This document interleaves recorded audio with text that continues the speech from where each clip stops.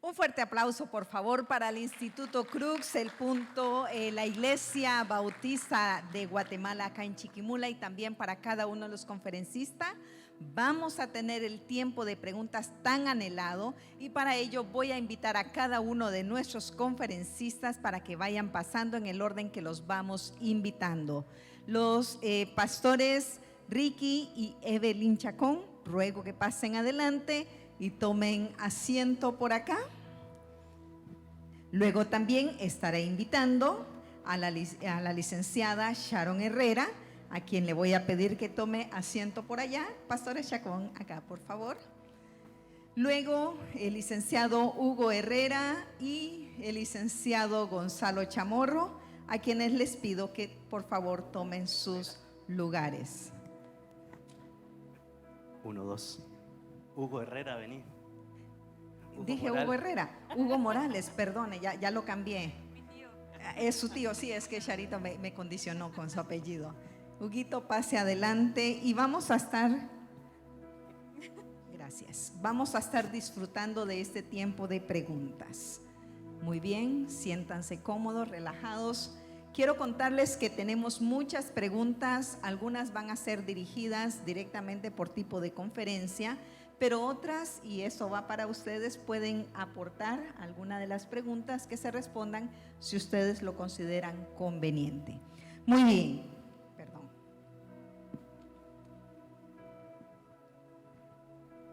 La primera pregunta que se nos hizo acá es, precisamente va a estar relacionada con nuestra primera conferencia del día de hoy, y dice: yo no quiero ser como Lot, y hablo de mi fe a mi familia, pero ¿qué pasa si mi familia no quiere creer lo que yo creo? Esa es una gran y desafiante pregunta, y está dirigida a los pastores Chacón.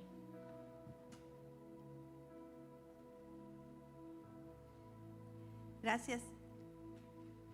Es una pregunta difícil de responder. Yo creo que una de las cosas que hemos aprendido con Ricky es que nosotros tenemos que hacer lo que a nosotros nos corresponde, ¿verdad? Creo que uno de los valores más altos que Dios ha impregnado en nosotros, y es reflejo de Él, es el libre albedrío. Nosotros no podemos controlar lo que otros hacen, pero sí podemos controlar lo que nosotros hacemos. Creo que el no quiero ser como Lot no tiene tanto que ver con lo que la respuesta de su familia, sino tenía que ver más con la respuesta de él. Cómo él actuó, las decisiones que él tomó que lo llevaron a vivir al lugar a donde llegó. Entonces, eso respondería yo, ¿verdad? Creo que el llamado que nos hace el Señor, respetando la libertad de elección de cada uno, es: yo hago todo lo que a mí me corresponde, y es lo que Dios va a demandar de nosotros. Al momento de presentarnos delante del Señor, vamos a estar Él y nosotros. No va a estar ni nuestros papás, ni nuestro esposo. No vamos a poder decir, ¿verdad? Con Ricky lo hablamos, es: fíjese que mi esposa, o fíjese que el colegio, o fíjese que el pastor, sino el Señor va a decir: ¿qué hiciste con la herencia que yo te entregué? Y perdón, tiene mucho que ver también con la manera en la que nosotros estamos transmitiendo el Evangelio. Tal vez nosotros creemos en el Señor, pero no hemos sido lo suficientemente estratégicos para poder transmitir nuestra fe a nuestros hijos. El error más común que nosotros cometemos como cristianos es transmitir el Evangelio a través de conductas. Entonces nosotros le decimos a nuestros hijos cómo se deben comportar, cómo deben actuar, pero no les transmitimos lo más importante, que es el mensaje de salvación. Nuestros hijos tienen que reconocer a Jesús como Señor y Salvador, y una caminata con Jesús va a dar como resultado una conducta distinta. Pero entonces tenemos que ir a la relación antes que a la conducta.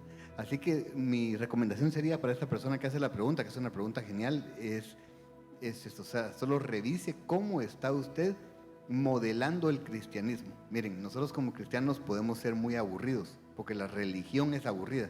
Entonces, si estamos viviendo un cristianismo como religión y no un cristianismo activo, un cristianismo que sea agradable, que den ganas de seguir, entonces nuestros hijos, pues lógicamente les va a costar más querer vivir una vida como cristiano. Así que solo revise la forma en la que lo está haciendo, haga algunas modificaciones, y le puedo garantizar que sus hijos van a comenzar a desear seguir a Jesús. No hay nada más emocionante que seguir a Jesús. Así que si no está viviendo eso, quiere decir que la manera es la que está equivocada.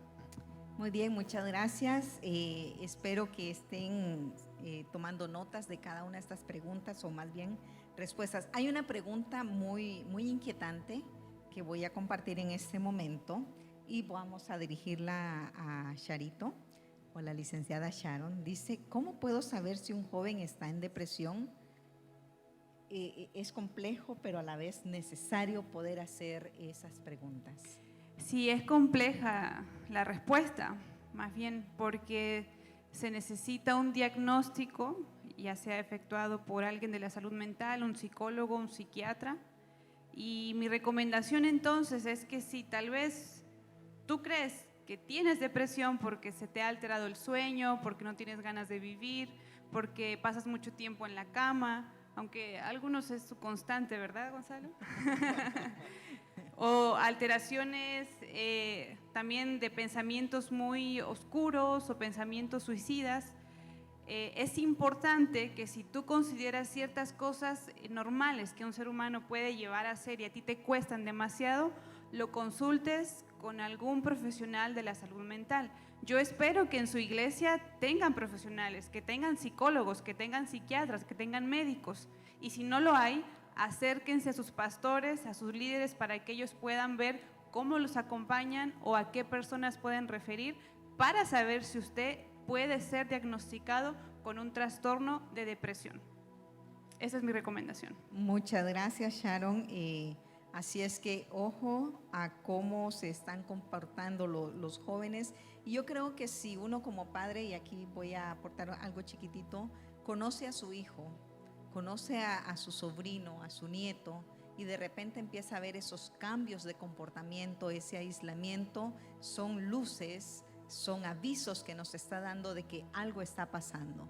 Si eventualmente no tiene la confianza de abrirse con los padres o con el entorno familiar cercano, procurar entonces esos círculos de confianza en donde el joven, el niño incluso, pueda expresar eso que está pasando. Carito, déjame Sí, interrumpirte claro que otra sí. vez. Si la persona que escribió esta pregunta necesita más información, con gusto puede acercarse con mi persona y con mucho amor y cariño podemos platicar. Si usted necesita apoyo, necesita referencia o necesita algún acompañamiento en lo que yo pueda darle o referir, acérquese. No se quede calladito, no se quede en la soledad, que estamos para servir como un cuerpo de Cristo.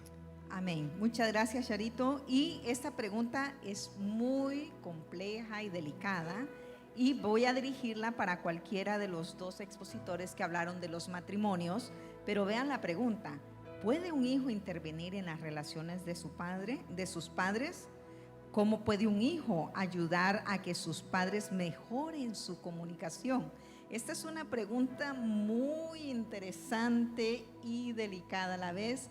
La dejo para el que quiera comenzar a responderla. ¿Cómo puede un hijo intervenir en la relación de sus padres? O más bien puede. El que desee comenzar, ya sea millennials, matrimonios millennials o tercera edad. Bueno, por edad, la experiencia. Anteriormente decían de que ser uno de una cierta edad era una desventaja, pero en este caso parece que es una ventaja. Depende, nuevamente depende cómo se llama, si estamos hablando de un hijo mayor, ¿verdad? O estamos hablando de un hijo adolescente con respecto a la situación de sus padres. La referencia siempre, ¿verdad?, es la palabra del Señor. Hay que tener mucho cuidado de entrar con... ¿Por qué?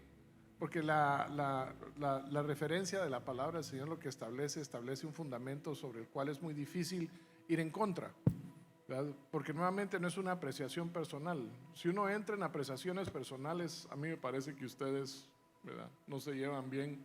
¿Por qué no hacen algo? Pues la respuesta es: ¿y vos quién sos si yo te traje a esta vida, ¿verdad?, para andarme diciendo a mí qué hacer, ¿verdad? Pues la verdad es de que algo de sentido tiene. Pero cuando la palabra de Dios es la que es utilizada, ¿verdad?, creo que ahí es cuando nuevamente se establece el fundamento correcto. Lo otro que es fundamental es decir, bueno, ¿quién tiene la autoridad? quién se reconoce como autoridad.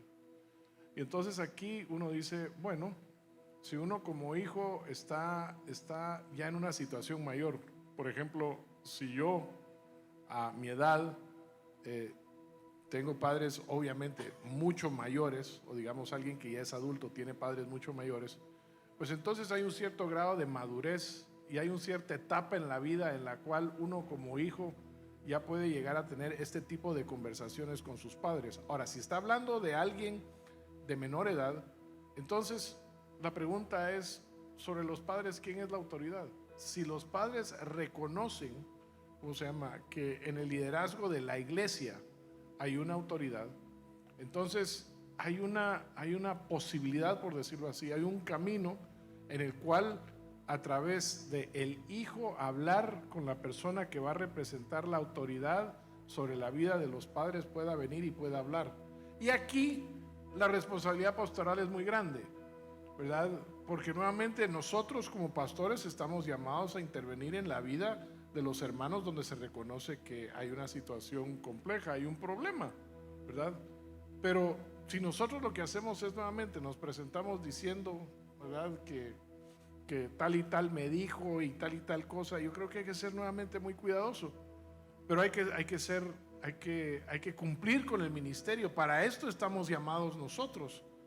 Entonces, nuevamente, estas relaciones tienen que ser saludables. Si hay una relación saludable del pastor con los miembros de su iglesia, pues obviamente un hijo va a poder ir a hablar con el pastor de la iglesia y solicitarle, ¿verdad?, que intervenga, que ayude, que pueda ser parte de una solución. Y es una parte en la cual pues el pastor lo que hace es reacciona no solo a lo que sucede con los padres, pero reacciona también con lo que sucede con los hijos. Es decir, el hijo tiene una función que cumplir dentro de un matrimonio. Una cosa es, ¿verdad?, muy distinta si lo que se está haciendo es se está sufriendo violencia, ¿verdad? Hay que tener mucho cuidado con eso, porque tampoco estamos nosotros llamados a soportar, si lo queremos decir así, o dejar que simplemente pase como que sin nada un asunto de violencia intrafamiliar. Obviamente hay una intervención que debe darse ahí. Pero si lo que estamos hablando es de que los papás nuevamente tienen una mala relación, se hablan mal, se gritan, por decirlo así, y la relación está enferma, pues obviamente hay que nuevamente establecer el fundamento, ¿verdad?, que la palabra de Dios tiene sobre cómo es que se debe de actuar en la familia, y se debe de encontrar la autoridad para que pueda venir y hablar sobre eso. Y uno dice, bueno, pero lo que pasa es de que yo no tengo esa confianza con el pastor. Bueno, hay una confianza con otra figura de autoridad que esté a ese nivel. Existe un familiar, existe una persona a ese nivel que pueda hablar, ¿verdad?, con el cual se pueda venir y se pueda comunicar. Pero es muy importante que esos dos principios sean tomados en consideración. En el último de los casos, ¿verdad?, siempre está el hecho de que el hijo puede venir y hablar, pero nuevamente bajo, como en lo que hemos mencionado aquí, con la gracia y misericordia del Señor, de venir y simplemente llamar a la reflexión. ¿Cuántos de nosotros, honestamente, no hemos sido llamados muchas veces a la reflexión por nuestros hijos, inclusive nuestros hijos adolescentes, ¿verdad? Que Dios les ha dado la capacidad, o les ha dado, yo no sé cómo decir, el don, que a veces no se miden y si dicen las cosas como son, ¿verdad? El Señor los arma de valor y de repente vienen y entran, y a mí me ha pasado en un par de ocasiones, particularmente con mi hijo mayor, ¿verdad? Yo tengo 3 hijos y la mayor es mujer y los 2 son varones, pero el primer varón, él sí tuvo la osadía, ¿verdad?, y la franqueza de entrar y hablar conmigo y hacerme ver un par de cosas, ¿no? Y al día de hoy yo tengo que decir, aunque en un principio sí, el primer reflejo fue darle un tortazo, la verdad es de que a Dios gracias no fue así. A Dios gracias no fue así. Sino que me quedé pensando y evaluando y diciendo, este muchacho, sabiendo, ¿verdad?, el lugar que yo tengo, la posición en el hogar, ¿verdad?, y el lugar de liderazgo en la iglesia, aún así tuvo el valor de venir y hablarme y decirme las cosas. Y debo de reconocer que gracias a eso el Señor me hizo reflexionar sobre cómo actuaba yo en diferentes circunstancias. Así que nuevamente, si vemos que algo así está sucediendo, ¿verdad? Tomemos los pasos necesarios para que esta situación pueda cambiar. Y nosotros como líderes en la iglesia seamos sabios en el manejo de esto, pero no nos quedemos callados ni de brazos cruzados. Lo mío muy breve es solo para aportar en esa línea. Si el hijo quiere llegar a sus padres, debe saber que esa autoridad hacia sus padres se la delega a las Sagradas Escrituras. Y hay dos ejemplos muy concretos, tanto Timoteo como Tito son instruidos por Pablo a que ninguno tenga en poco su juventud. Pero antes de eso ellos tienen que ser ejemplo de los demás, ejemplo de los creyentes. Y por eso cuando le escribe a Tito, por ejemplo, en el capítulo 2, verso 15, le invita a que debe enseñar estas cosas y alentar a los creyentes a que las hagan. Tienes la autoridad para corregirlos cuando sea necesario, así que no permitas que nadie ignore lo que dices. Pero antes le invita a Tito a que sea una persona prudente, una persona sobria, una persona que realmente busque el hecho de entender su vida sobre la base de la doctrina, embellecer la doctrina, predicar la gracia del Señor, la esperanza en Jesucristo, de promover los valores morales sobre esa dinámica. Y entonces el mayor respaldo que usted puede tener como hijo a la hora de querer exhortar a sus padres cuando ve que hay algo que no anda en congruencia con la palabra de Dios, es precisamente el ejemplo que usted puede dar como hijo, porque no se olvide que usted tiene un padre que es superior a estos terrenales. Él es el creador, su Padre celestial, y si usted vive en esa buena lid, Él le dará la autoridad para desafiar a sus padres. Y en segundo lugar, no se olviden, padres, que la obediencia y la honra se gana educando. No espere que usted reciba honra de parte de sus hijos cuando usted tampoco los ha honrado y los ha educado. Por eso dice Efesios que los hijos tienen la obligación de honrar a los padres, capítulo 6, pero también los padres tienen la obligación de educar a sus hijos en disciplina sobre la base de la amonestación en el Señor. Entonces es una cuestión recíproca. Eso solamente quería aportar. Joven, siéntase en la libertad de exhortar cuando haya que exhortar, pero no pida algo también en sus padres cuando usted tampoco lo practica.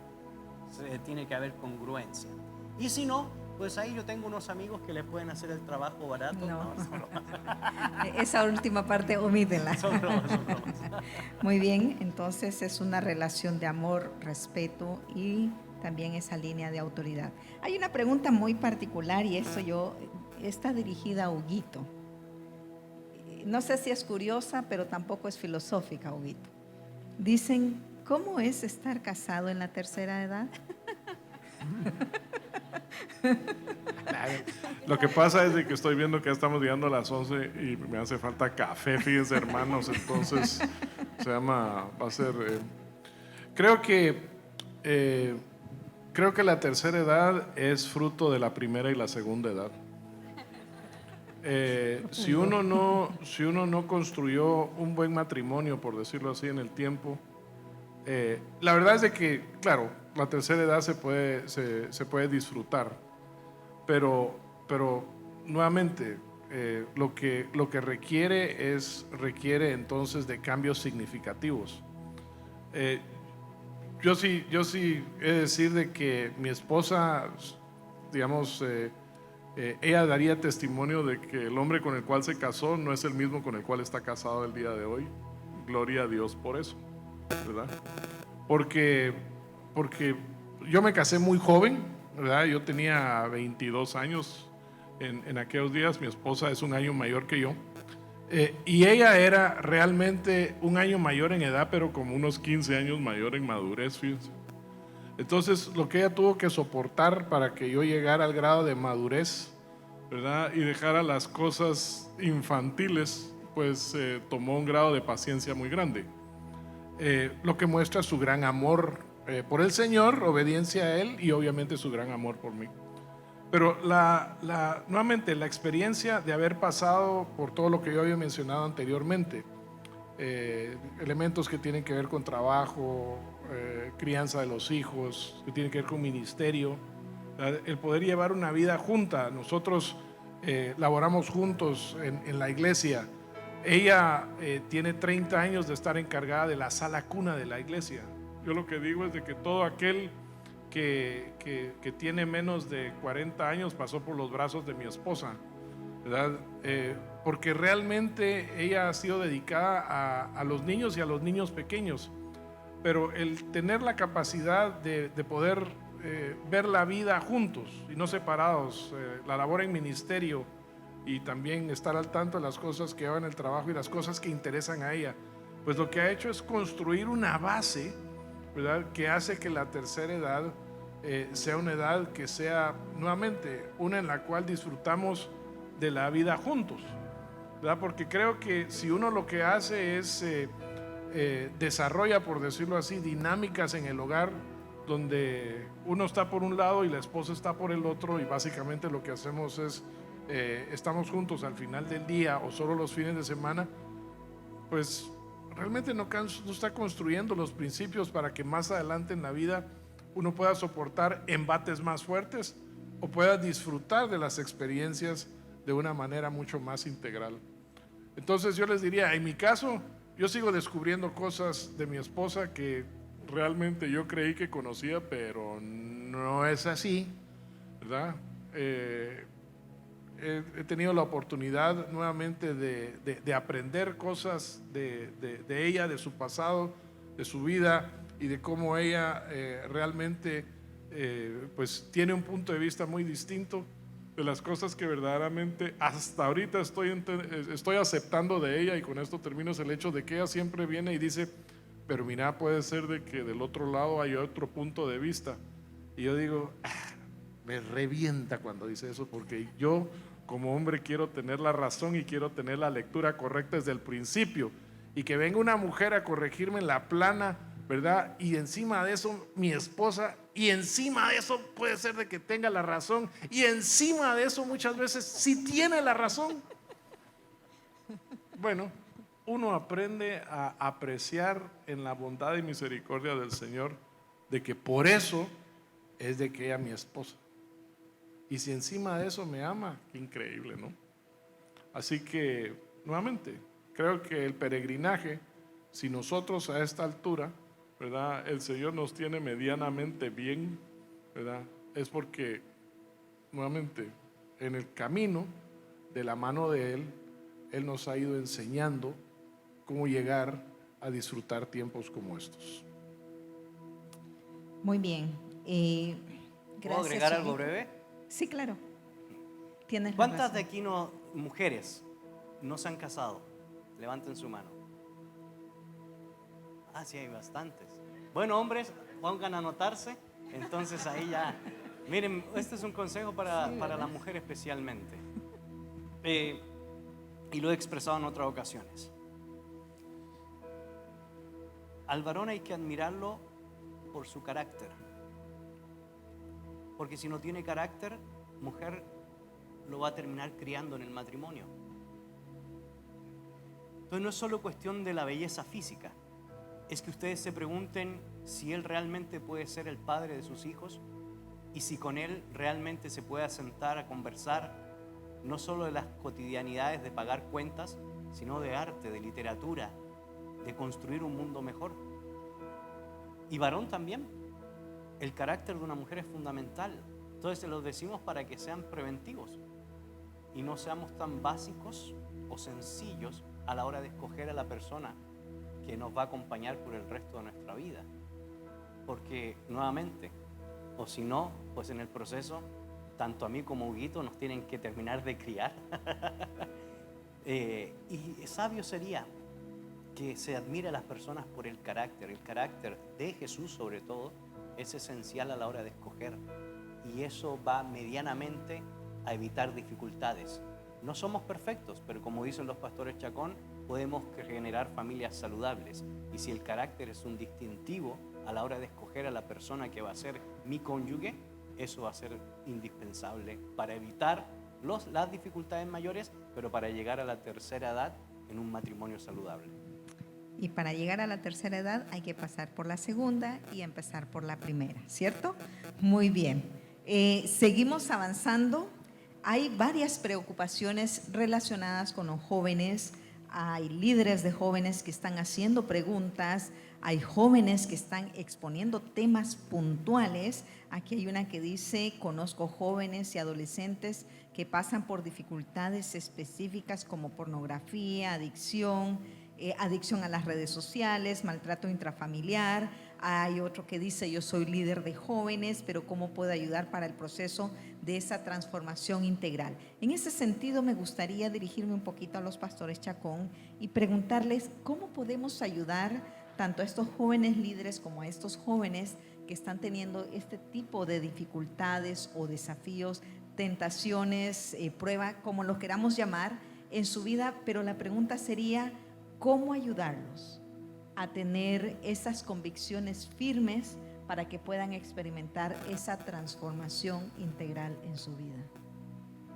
Gracias. Yo creo que tal vez comenzaría, es una respuesta que necesitaría de Otra mucho conferencia. tiempo, pero comenzaría por que nosotros como adultos seamos vulnerables y podamos presentarnos como realmente somos.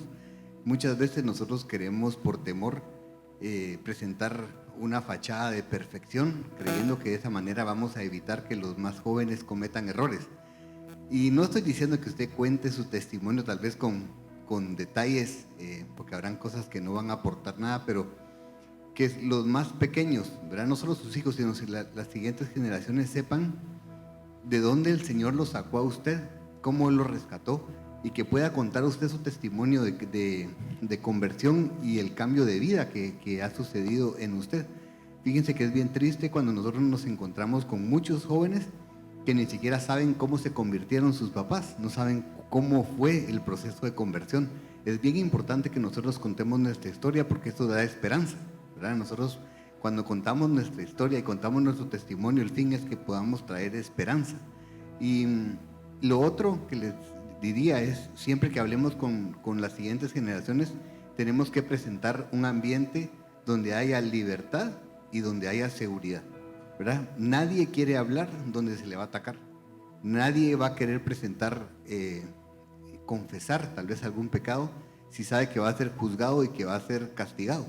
Entonces, cuando nosotros demos la oportunidad a los jóvenes de hablar, hagámoslo en un ambiente que sea un ambiente de verdad de amor, y el amor es eso, el amor es libertad, el amor es seguridad. Así que eso va a dar la oportunidad que se atrevan a hablar y que entonces puedan encontrar la ayuda que necesitan. Pero comenzaría yo tal vez de todo lo que podríamos platicar por esos elementos. Tal vez sumarle un concepto que aprendimos relativamente hace poco. El pastor Andy Stanley enseña que muchas veces nos enfocamos en: no hagas eso porque es malo. Y él nos enseña a hacer la pregunta: ¿qué hay de sabio en esa decisión que vas a estar haciendo? Muchas veces, y algo que nos gusta recordarle a los papás y a los líderes de jóvenes es, bueno, nosotros comenzamos a trabajar con papás porque trabajábamos con jóvenes, entonces veíamos lo que los papás hacíamos, que ya lo hemos expuesto, que desmotivaban tanto a los jóvenes. Entonces es llevarlos a preguntarse por qué lo van a hacer y conocer que si toman buenas decisiones en esa primera etapa de vida, vamos a tener mejores resultados más adelante y menos de qué lamentarnos, ¿verdad? El concepto de él es mejores decisiones, menos lamentos. Entonces la pregunta es: ¿qué de sabio tiene lo que voy a hacer? En base a mi pasado, en base a mi presente y en base al futuro que voy a tener, ¿qué de bueno, qué de sabio tiene esa acción que voy a tomar o dejar de tomar? Yo creo que es un concepto valioso para los adultos transmitirlo, los líderes de jóvenes, y enseñarlo, ¿verdad? No se trata, a veces creo que los adultos cometemos el error de decir: no hagas eso, no vayas aquí. ¿Y por qué? Porque sí, porque soy tu papá, porque eso así es. Y nos falta mucho la instrucción, el conectarnos. Hemos hablado de la comunicación, o sea, ser transparentes, como dice Ricky, hablar con libertad, y en un lugar seguro donde la pregunta que venga no se vaya a satanizar, diríamos por aquí, ¿verdad? O sea, que se vaya a percibir mal el que tenga preguntas o dudas. Todos pasamos por la adolescencia. Lo que pasa es que entre más nos alejamos, a veces se nos olvidan los detalles, pero aquí nos ven a todos y todos pasamos por los 15. Diferente la época, pero pasamos por ahí, pasamos por los 18, pasamos por lo que ustedes pasaron. Entonces, a los jóvenes confíen en nuestros consejos, escuchen lo que hemos aprendido, y a los adultos, nuestra parte es ser también vulnerables, como dice Ricky, y tener gracia y misericordia, porque los jóvenes la están pasando en una época con muchos retos. No sé si resumí bien. ¿Qué les parece si les damos un fuerte aplauso? Porque ellos han dado o intentado o esforzado dar consejos desde la experiencia, consejos desde la palabra de Dios. Sé que hay muchas otras preguntas, pero también sé que ustedes quieren continuar más adelante con sus actividades. Por ahora quiero agradecer a cada uno de nuestros conferencistas, también panelistas para este tiempo de pregunta, por habernos ayudado a responder. Muchas gracias, Huguito, muchas gracias, Gonzalo, Charito y Pastores Chacón. Los invito a que puedan tomar sus lugares.